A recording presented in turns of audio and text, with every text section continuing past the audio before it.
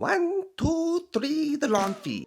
Welcome to another episode of the Lawn Feed podcast. Collectively, the Lawn Feed is three dads with a strong passion for lawn care. We deliver everything lawn care to you in a simplified, easy to listen to space where all experiences are welcome, egos are left at the door, successes are celebrated, and there are no failures. Here, they're called learning moments. I'm Chris from Opitz Mow Time, and alongside me, as always, is Vince from Rooted Lawn Co. and Andrew from the Dad Bod Lawn. Hey, Hello, gentlemen. Tonight. How are we doing? Welcome back. Another It's spring, boys. It is Officially spring. We have made it to spring. Feels nothing like it, but yeah, glad No. it's spring. No, we're in second winter full-fledged, and yeah, It's per just been usual. blowing like 30 mile an hour all day long today. It's That's what she great. said. Yeah. Nice and deep. Speaking of, thank you to our friends at Twin City Seed for powering this season of the Lawn Feed podcast. It's built on their reputation of superior service, accuracy, sustainability with a custom blending and packaging, high-performing products, and a team of dedicated experts. Crack that cold one, Chris. Cheers. Twin City Seed is North America's leader in giving DIYers the highest quality premium and elite grass seed for your next project. Save money on your grass seed. We love saving money with code LawnFeed10. LawnFeed10. On top of that, receive free shipping pairing the promo code FreeShip24. So you can use both codes at checkout and they'll both work. Twin City Seed proudly serves all of North America. Check them out, twincityseed.com and twincityseed.ca. So it's spring. We're super excited. I've mowed like 4 times already. How about you guys? I have my mower still covered up, and hopefully it works because I didn't winterize it at all. So I figured took the that mower around the block, but that's it. Oh, that's good. Yeah, I wanted to do that today, but it was I woke up, it was 28, and then at 1 p.m. it was 26. So yeah, I didn't stay outside for more than a couple minutes if I needed to. How you doing tonight, Andrew? I'm a little tired. Talk about that in a minute, but I'm a little tired. yeah. I'm a little wired. You are? No. Oh, It's a movie quote from Gone in 60 Seconds, Nicolas Cage, one of the best movies of all time. gotcha. More of a Too All right. Fast, Too Furious kind of guy. Vin Diesel's not bad, I think, right? That's Vin Diesel. Vinny. Yeah. Although that fastback Mustang is a fastback, I think. Man, it's nice.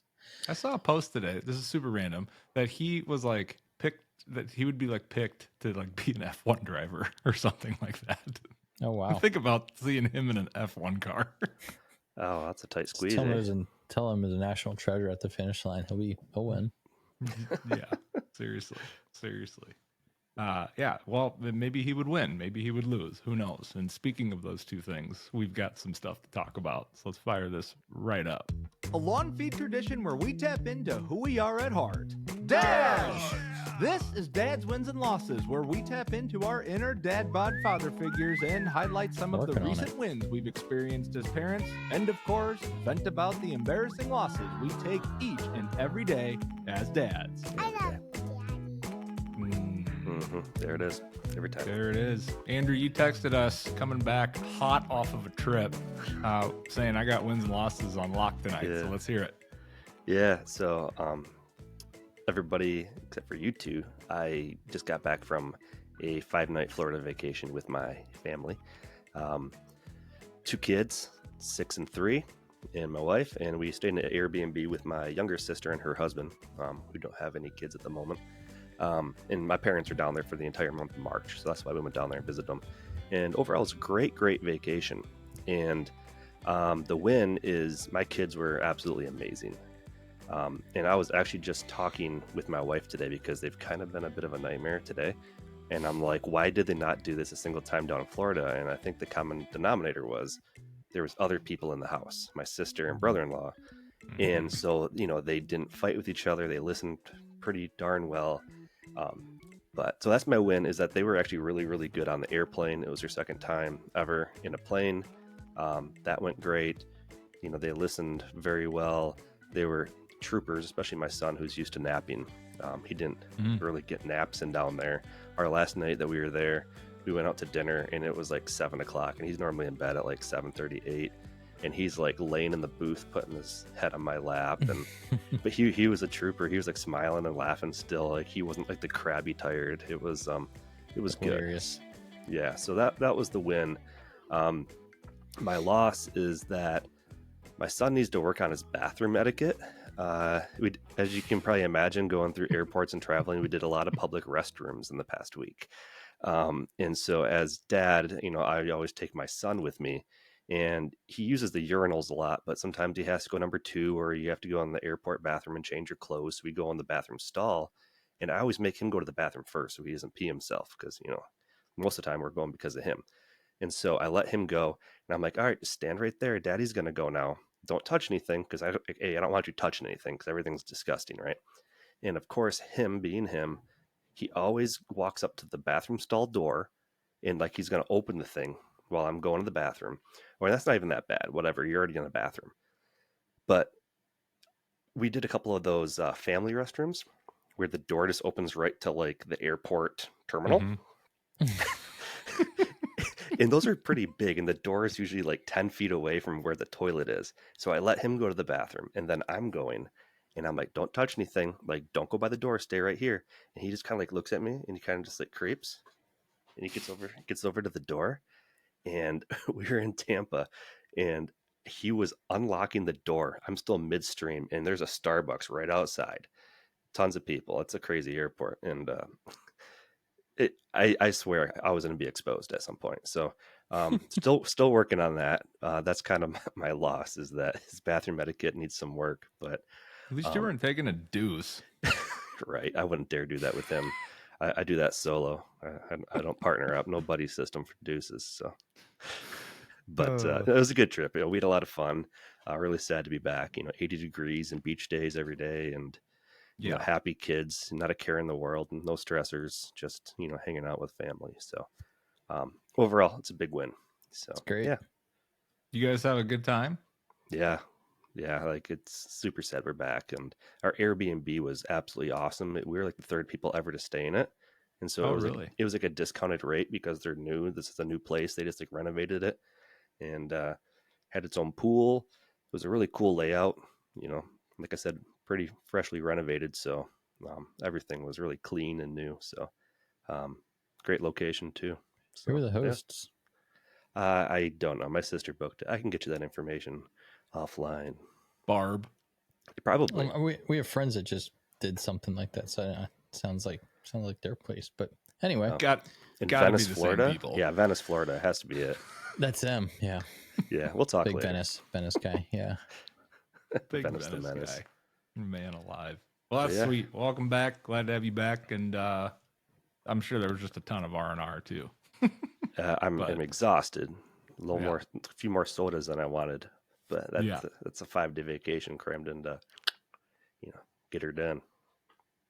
I hear you there. I got one coming up, and I'm sure we'll be hearing about it on the back end. So, of course. Well, we recently wrapped up our 4-part cool season grass type series. We talked about also essential spring lawn care tips for every beginner and what they should know about going in prepping their lawn season for what they want and tackling all of the lawn goals that they have. So if you haven't done that, take a good look and listen back to those episodes. Also, we are creeping up to 1,000 subscriptions, followers, whatever you want to call them on YouTube. So make sure that you take a second, even if you're listening on audio or whatever have you, to go over to YouTube and click that subscribe button so you don't miss a single thing. Without further ado, we got some grass stuff to talk about, and this is a good one because we're going to hit on a lot of commonly asked questions revolving weed control and what the heck to do with that. So let's talk herbicides for cool season lawns and take a deep dive into how people can prep into tackling the weeds in their lawn. Real quick, do you guys say herbicides or herbicides? Do you pronounce the H? Herbicides. Are you an herb? Herb? You guys taking? You're on Herb's side. You're taking his side. It's herbicides. No, there's no H. It's a silent H. Like silent H. Yeah. Okay. All right. Now that that's out of the way, I'll pronounce it that way for you guys. Herb situation. You got an herb situation. Pan situation. So, anyways, so herbicides, guys, are a really big category, and you can break them down into two main categories: the pre-emergent and the post-emergent herbicides, and even further into that, selective and non-selective herbicides. So let's kind of jump into what pre-emergent herbicides are. They prevent weeds, pre-emerging weeds. So generally, these are applied in the spring to cool season lawns to prevent things like crabgrass and other weeds, and they work by preventing the rooting and shooting of the weeds and grass seeds, which inhibits the plant from growing. Um, be sure that if you are going to apply pre-emergence, that you are not planning on seeding your lawn, because like I just said, these will also prevent your grass seed from germinating. Some examples of different pre-emergence are pendimethalin, which is commonly used by Scott's products, prodiamine, or aka barricade, and even less frequently seen, dithiopyr or dimension. And for more of these, we actually talked a little bit about this in our previous episode that we just had for the spring lawn care. And we plan to do a little deeper dive into this as well. But if you're trying to prevent crabgrass, you don't need to seed your lawn. You'll want to apply these products when your soil reaches 50 degrees consecutively. Check the forecast, make sure you're not going to have any really cool dips.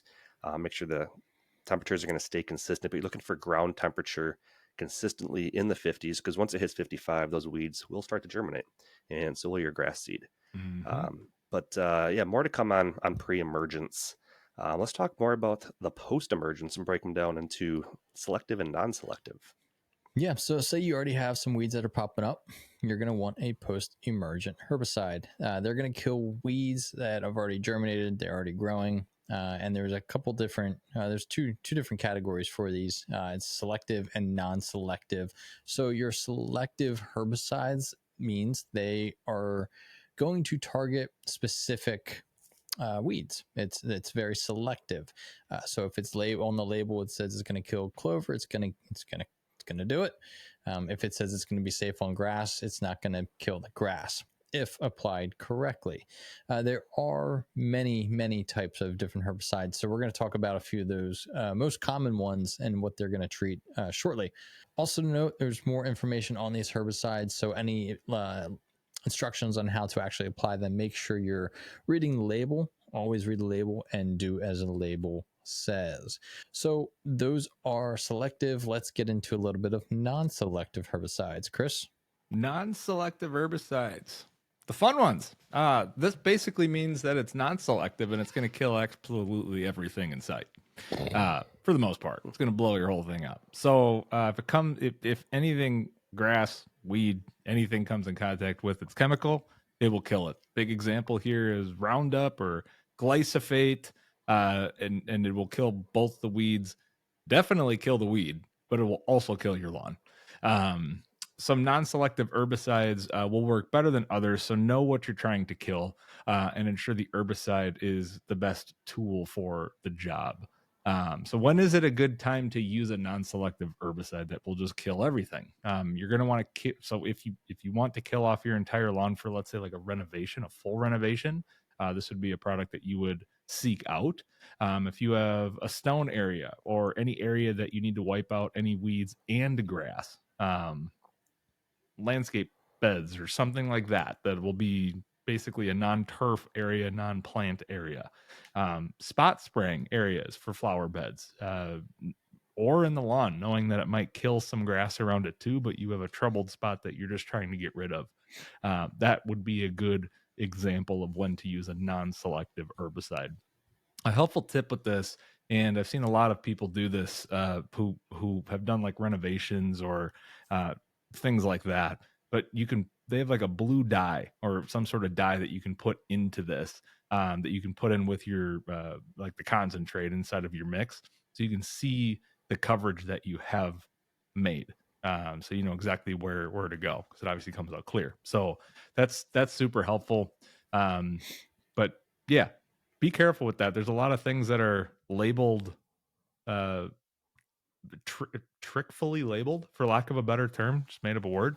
Just read the label, read what the chemical is actually supposed to do, and know what weed you're trying to target. And always, as Vince said, read the label. because that's where the truth lies. But Label is king. So let's and kind of law. It's law. Yeah, that's what I meant. Label's law. So follow the law always. Let's go back a little bit and talk about some of those selective herbicides, right? Like you just talked about how non-selective will literally kill everything it touches. A lot of you are probably interested in what kind of non-selective herbicides are out there. So if you're looking to get rid of a bunch of different weeds in your lawn, like clover, chickweed, dandelion, wild onions, garlic, anything that sounds like it should be in your kitchen, apparently, there's different products out there like Speed Zone and Triad. Speed Zone is actually made up of 4 different active ingredients, and Triad is 3 of them. So they're very broad, broadleaf selective herbicides. Speed Zone is great for cooler temperatures in the spring, and when broadleaf weeds are literally actively growing, that's the best time to tackle these. You're kind of limited to 85 degrees and lower with Speed Zone. And with something like Triad Select, make sure the air temps are below 90 degrees for these applications. And also wait 1 to 2 days after mowing to apply, and do not spray on any newly established lawns. And don't apply during drought times. Make sure your grass is actively growing, the weeds are actively growing. Make sure you're reading the labels. Try to identify weeds the best you can. Make sure the label has that weed on the bottle. That is literally the best way to go about it, is to try to identify weeds the best that you can.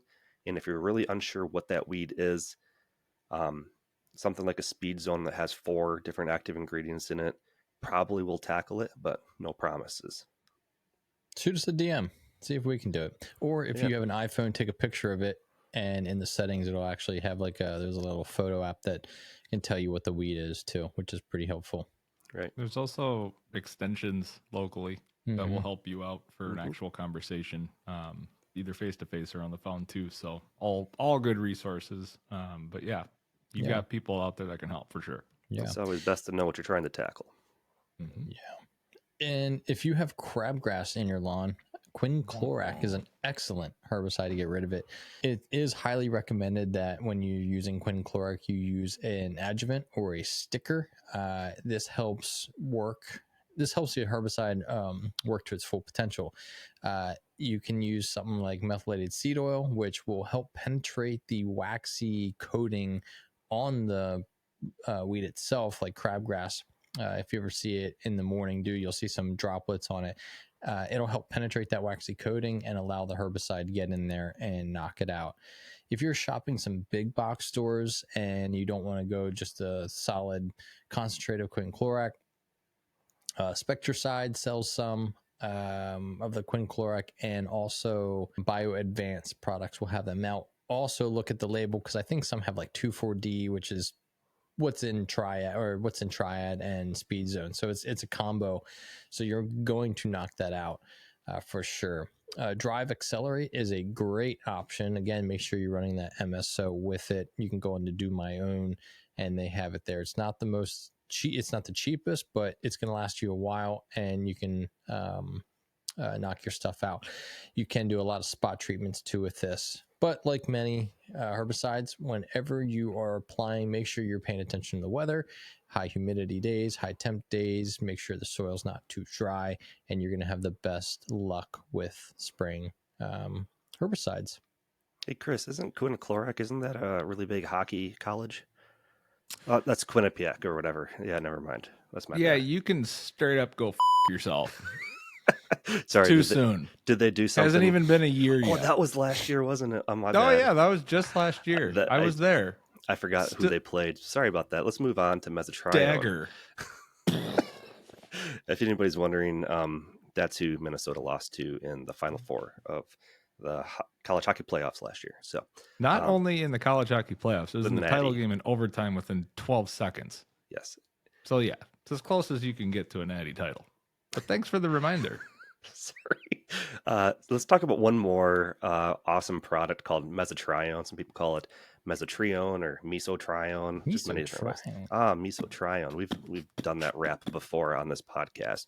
But this is actually a great pre and post emergent herbicide, and it's kind of notorious for being applied during lawn renovations. Weeds can controlled include crabgrass, for pre and post emergent ground ivy, yellow foxtail, nutsedge, dandelion. You'll see some bleaching on your turf when you like turning it white, or like those frosted tips like JT used to have in the InSync days. They're back, baby. Yeah. And after this application, so it's often best to do this during renovations or on bare dirt. Although you can continue to use this herbicide for post emergence too. From my experience and kind of everything I've read, it is kind of a slower killer of weeds. It takes a while for mesotrione to work. So there are better options out there like the speed zones or triad select, like we mentioned. And there are also granular fertilizers with this in it, which are great for seeding projects to feed the new grass and also prevent weeds and kill any existing weeds. And after seeding, you can use this granular to keep the killing of weeds if needed, but typically these are going to be more expensive bags of fertilizer because these are kind of unique products. So I wouldn't use it any more than you have to unless you get it super discounted, which I found a ton of it at a local Home Depot for like 75% off a couple of years ago, and I stocked up on it. Nice. Love a good deal. Love it. Some of the people ask, what about flower beds? Can you be putting pre-emergent stuff in the flower beds? I've seen some people putting prodiamine when they're spraying their lawn. They also spray in their flower beds. But there is some good pre-emergent herbicides you can use in your flower beds, like preen. Preen is a granular or a granule that comes in like a yellow container. I'm sure you've seen it at every hardware store. Costco sells it in bulk. The smaller stuff comes with a shaker lid. So you literally just walk around and shake it into your flower beds and get nice distribution that way. It's safer. Most of it's safe around trees and bushes and plants. But if you're planting different plants from seed or bulbs, you might not want to be planting that or putting this down then, because it's also going to inhibit those from growing. An application of this can last up to about 3 months. One of the other things you can use at like a Site One, if you have a Site One near you, landscape supply store, is Snapshot. It's another great pre-emergent for your flower beds. They sell different applicators that also have a shaker style application contraption, I'll call it. You can get a bag of this, hand spread it with some gloves, put it in the shaker, and you're gonna have good success at keeping some of those weeds away. The only thing it's not going to do is take away any weeds that have already germinated. Good point. Good point. Yep. All I could think of was metro stations. Shake it, shake, shake, shake, shake it, shake it. Like a salt shaker and a Polaroid picture. There's a whole bunch of things you can shake. You can shake it like. Even your shake it like you cream. can teach your son in bathroom etiquette how to shake it next time. It's a or just to stand there while I shake it, at least. Jesus. Learn. So herbicides, we've covered a lot. There's a lot to get into, and this is a very deep topic that you can get down a lot of rabbit holes. So high level, herbicides come in liquids, granules that disperse into water or in granular form. The best bang for your buck, and I think all of us will agree on this, that it will always be a concentrate. So if you feel comfortable with that and mixing it on your own and going by what the label says, mix it into water and spray it on your lawn via a calibrated sprayer, like a backpack sprayer, or you can get one of those like pump sprayers, like those types of things that you can find for like $16 at Home Depot. They're like a gallon or 2 gallon. I can't even remember. I think they're just a gallon. Whatever. But you'll get much better coverage when spraying using like the smaller droplet tip, like the fan tip. You can spot spray. You can do blanket sprays. Those are kind of exactly what they sound like. A spot spray would literally be spot treating a specific weed, like just spraying that particular dandelion or something like that. Whereas a blanket spray would be covering more area and more ground, like your whole lawn. They also come in like hose end ready to spray. So RTSs is what they're called, or RTUs, whatever the brand decides to use. But hose end, you literally hook your hose up, and you are basically using your hose to apply this whole thing more of as a blanket spray than anything else, and kind of go from there. Herbicides have a bad rap because it's a chemical, and all of those things, when used as directed, they don't have to necessarily be bad. Though, when you use them when you don't use them as directed, they can be very harmful. If you want to be in a spot where you don't want to be using herbicides, you don't necessarily need to be using herbicides after time or with time. As always, the best, and we talked about this last time, the best possible scenario to not use herbicides is to have a thick stand of turf. And we go into all of that in our grass series that we go talk about overseeding and when to do all of those things and what grass is going to be best for you. So go listen to that if you haven't. But I just wanted to put that in there before we wrap up on this episode as well. Yeah, after having, a year or two of getting your lawn established, it should be thicker, it should be well maintained, and you shouldn't have to put too many herbicides down. But if you are still putting herbicides down and you don't want to get into the spraying thing yet, you're still kind of nervous about that, and you've seen these like weed and feed products, you can buy those. Scott's has some. It's a fertilizer pre-mixed with herbicide, usually a couple different active ingredients in there. The downside of that is when you're putting down the fertilizer and you don't want a higher rate of nitrogen, or you want to use you just don't want to put as much NPK down, you're also not going to be putting as much herbicide down. So you might not get the full effect. You might build up a little bit of resistance. You might be having to come back and apply even more herbicide, and it's not the best. It's good for beginners to tackle some of the weeds, but if you can just use a concentrate of some sorts and spray it that way, you're going to get better coverage for that. But with these weed and feed products, just make sure you read the label for the rates. I know with Scott's, they have their own spreader. It's basically you grab it, you put it in the hopper, set the dial, and you go. And you're going to have some success with treating your weeds. All of this stuff, all these herbicides that we talked about, it's not an exhaustive list. There's so many different herbicides. We can literally probably have a whole podcast just on herbicides, but they're just some of the few common ones that we've used. They're good herbicides, something that you should just keep in mind, write them down, and as always, use cultural practices if you can. I spent an hour last week just hand pulling some weeds around the yard with a weed puller and with a screwdriver, and if you can do that, do it. Try and reduce the amount of herbicides you use, and I think it will go a long way. There's always a certain time when you need to, and that's okay. But read the label, use your PPE, and just do a good job. The stand-up weeding tools are amazing too. So if you just have a couple for dandelions and stuff, especially pull out those deep roots, super satisfying. And for the record, Vince, you definitely say herbicide. You just said it a whole bunch. So for the record, an out east thing. It's an out east thing, yeah. It's an East Coast thing. Us Midwesterners, we don't say H's. I don't like a lot of weird things out there. I know. Well, what do you expect? Cold here 12 months out of the year. Yeah. You made a good point. Wear PPE when you do this. Obviously, read the darn instructions on the label, for the love of God. I see a lot of people applying on Instagram and stuff, and they're not wearing pants. They're not wearing shoes, or even with just fertilizers. It's like, you guys gotta be.